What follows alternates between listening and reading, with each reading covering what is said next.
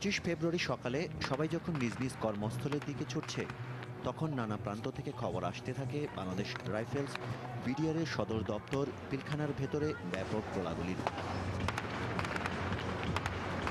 সঙ্গে সঙ্গেই পিলখানার সবগুলো গেটে ভিড় করেন সংবাদ মাধ্যমের কর্মীরা। খবর পেয়ে আসতে থাকেন ভেতরে আটকে পড়াদের পরিবার পরিজন।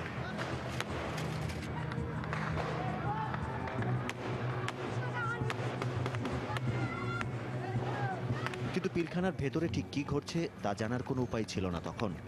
প্রচণ্ড গোলাগুলির শব্দে কেবল অনুমান করা যাচ্ছিল ভয়ঙ্কর কিছু একটা ঘটে চলেছে সেখানে।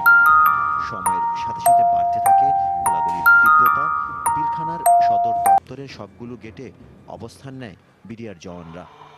গুলি ছুটতে থাকে এলোপাথারি, সবখানে ছড়িয়ে পড়ে আতঙ্ক। প্রচণ্ড গোলাগুলির ভেতর নিজেকে বাঁচাতে ভীত সন্ত্রস্ত মানুষ তখন ছুটছে দিক বিদিক। না, ভিতরে অনেক গোলাগুলি হইতেছে এবং তো ওইখানে মানে একটা বাচ্চা গায়েও লাগছে, একটা গুলি লাগছে। এটাই আমি এইভাবে আসতো এখান থেকে, মানে র্যাব বলছে যে তাড়াতাড়ি দৌড়ে চলে আসেন। আমি চলে আসছি। হ্যাঁ হ্যাঁ হ্যাঁ, বাচ্চাটা শরীরে লাগছে।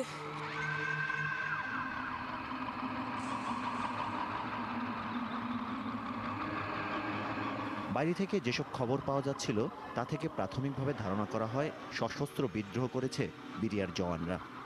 দরবার হলে জিম্মি করে রেখেছে তাদের মহাপরিচালক সহ বিডিআরে কর্মরত বেশ কিছু সেনা কর্মকর্তাকে। এদের কাউকে কাউকে হত্যা করার খবরও আসছিল নানা সূত্র থেকে। কিন্তু তখন ঘূর্ণাক্ষরে কেউ অনুমান করতে পারেনি পিলখানার ভেতরে আসলে ঘটে চলেছে ইতিহাসের নৃশংসতম হত্যাকাণ্ড।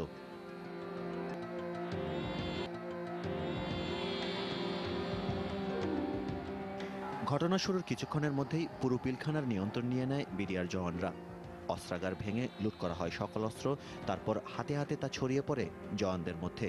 পিলখানার ভেতরে মোড়ে মোড়ে অস্ত্র হাতে টহল দিতে দেখা গেছে জওয়ানদের, আর প্রতিটি গেইটে ভারী অস্ত্র মোতায়েন করে দেয়া হয় পাহারা।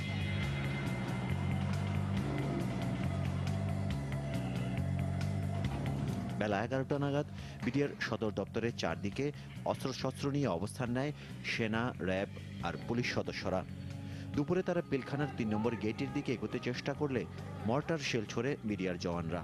সেনা সদস্যরা যাতে এগোতে না পারে সেজন্য দিনভর থেমে থেমে প্রত্যেকটি গেট থেকে ছোড়া হয় রাইফেল আর মেশিন গানের গুলি। দুপুর 2টার দিকে সমঝোতার প্রস্তাব নিয়ে বিডিআরের প্রধান ফটকে যান এলজিআরডি প্রতিমন্ত্রী জাহাঙ্গীর কবির নানক এবং হুইপ মির্জা আজম। এ সময় পুলিশ সদস্যরা বারবার মাইকে আলোচনার প্রস্তাব দিলেও প্রতিবারই গুলি ছুড়ে এর জবাব দেয় বিডিআর জওয়ানরা। এরপর স্থানীয় সরকার প্রতিমন্ত্রী নিজেই মাইকিং করে সরকারের পক্ষ থেকে আলোচনার প্রস্তাব দেন।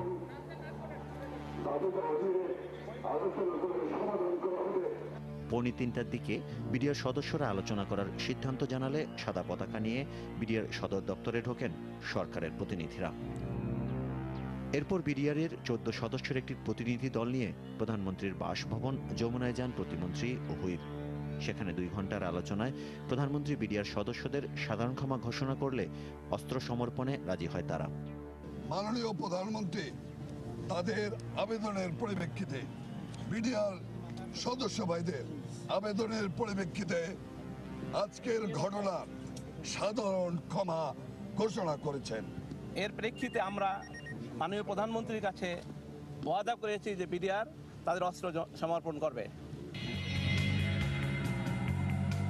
কিন্তু সদর দপ্তরে ফিরে আসার পর সিদ্ধান্ত বদলায় বিডিআর জওয়ানরা। আশেপাশের এলাকা থেকে সেনা সদস্যদের সরিয়ে নেয়ার নতুন শর্ত দেয় তারা। একই সাথে অস্ত্র সমর্পণের পর তাদের মেরে ফেলা হবে এমন গুজবও ছড়ানো হয় এ সময়। সন্ধ্যা থেকে বেশ কয়েকবার বিডিআর জওয়ানদের সঙ্গে আলোচনার পর গভীর রাতে পিলখানার ভেতরে স্বরাষ্ট্রমন্ত্রীর কাছে জওয়ানরা অস্ত্র সমর্পণ শুরু করে। এ সময় ভেতরে আটকা পড়া বেশ কয়েকটি সেনা পরিবারের সদস্যদের মুক্ত করে নিয়ে আসেন সরকারের প্রতিনিধি দল। আমি আপনাদের নিতে আসছি। এই যারা আসছে আমার বিডিআর, আমার ছেলে। কোনো সমস্যা নেই, আপনাদের আসতে পারবেন। উদ্বেগ, উৎকণ্ঠা, ভয়, আতঙ্ক আর অসহায়ত্বের করুণ ছাপ সকলের চোখে মুখে। মৃত্যুর মুখ থেকে ফিরে আসা ভীত সন্ত্রস্ত এই মানুষগুলো তখন হারিয়ে ফেলেছে মুখের ভাষা।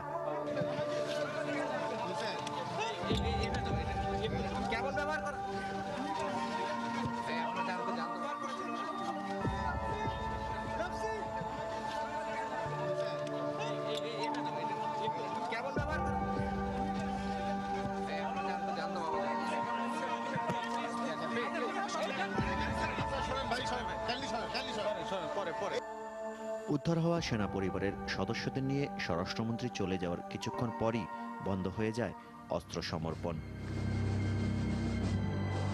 পরদিন সকাল থেকে আবারও চলতে থাকে সমঝোতার চেষ্টা। দফায় দফায় বৈঠক করে একদিকে অস্ত্র সমর্পণে রাজি করানোর চেষ্টা চলেছে, অন্যদিকে সকাল থেকে একসাথে কয়েকজন করে মুক্তি দিতে শুরু করেছে বিডিআর জওয়ানরা।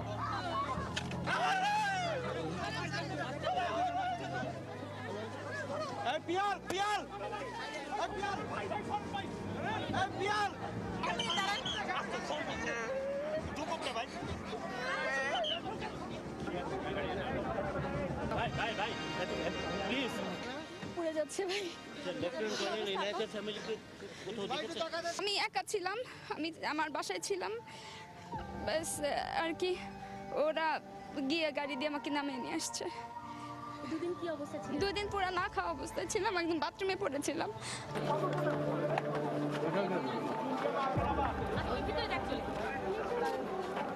এরই মধ্যে খবর আসে পুরনো ঢাকার নবাবগঞ্জ পার্ক এলাকায় বুড়িগঙ্গায় এসে মিশেছে এমন একটি নর্দমায় পাওয়া গেছে 6 সেনা কর্মকর্তার লাশ।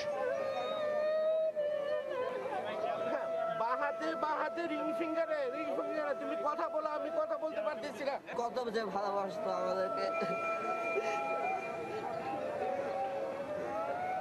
আর আমাদেরকে বকা দিলেও খুব, তারপরে পরে দুঃখ পেত যে কেন বকা দিয়েছে।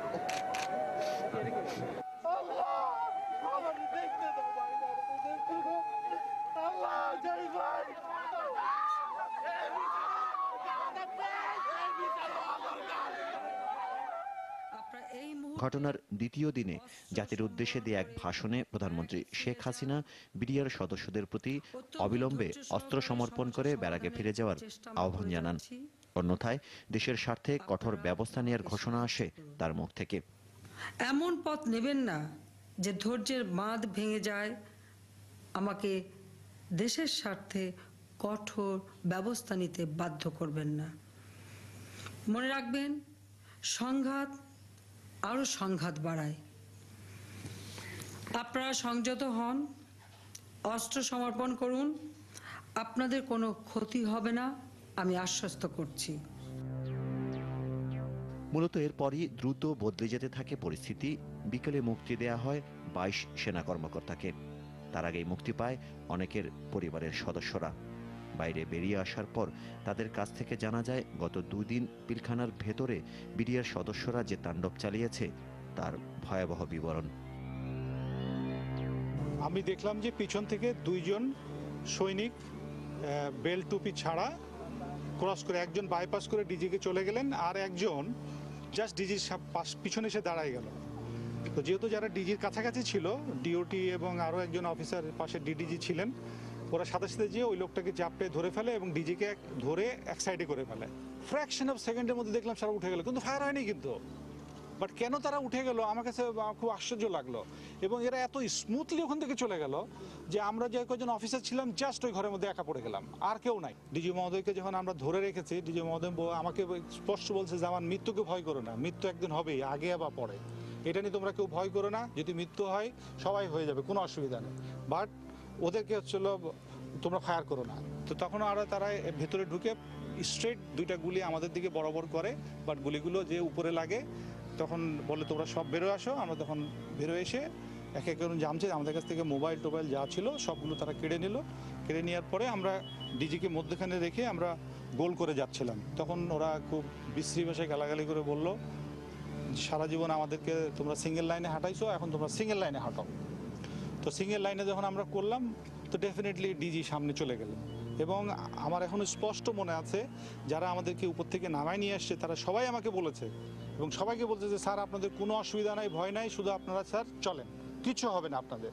তখন আমরাও যাচ্ছিলাম, কিন্তু দরবার হলের পিছনে যে গেটটা আছে ডান হাতে, আমার এখনও চোখের সামনে ভাসছে যে হলো ডিজি মহোদয় জাস্ট ফার্স্ট স্টেপটা দিলেন, সেই মুহূর্তে 4 জন সৈনিক লাফায় এসে বাইরে, এটা কিন্তু বাইরে ছিল, আমরা দেখিও নাই, কিন্তু এসে ডিজিকে প্রথমে গুলি করলেন আর ডিজির সাথে সাথে ওখানে পড়ে গেলেন। যখন আমরা ডিজির কাছে আগাতে যাচ্ছি তখন আরও 7-8 জন পিছন থেকে এসে একদম ব্রাশ ফায়ার শুরু করে দিল। তখন আমরা ওখানে সম্ভবত 11 কি 12 জন ছিলাম। 12 জন থাকার পরে আমরা হলো পিছায় আসলাম আমারও একটা গুলি লাগলো এখানে এসে, যেটা গুলিটা এখান দিয়ে বেরোয় চলে গেল। তো ওরা ভাবলো বোধহয় আমি মরে গেছি। আমি নিচে পড়ে যেয়ে ক্রলিং করে আমি ওই সামনে যে হলো ওয়াশিং রুম ছিল, আমি ওয়াশিং রুমে ঢুকে একটা ইউরিনালের পাশে যে আমি পজিশনটা নিলাম। বাট বাকি যারা ছিল তারা হয়তো ফায়ারগুলো এত বেশি হয়েছে যে আর কোনো সুযোগ পায়নি ওখান থেকে আসা, এবং ওখানে তারা সবাইকে ওখানে যা ছিল সবাইকে বেড়ে ফেললো উইদাউট এনি রিজন। কোনো কথা বলেনি, আমাদেরকে কোনো কথা বলার সুযোগ দেয় নাই, সবাইকে ওখানে মেরে ফেললো। এবং কি নৃশংসভাবে মেরেছে আমি আপনাদের বলতে পারবো।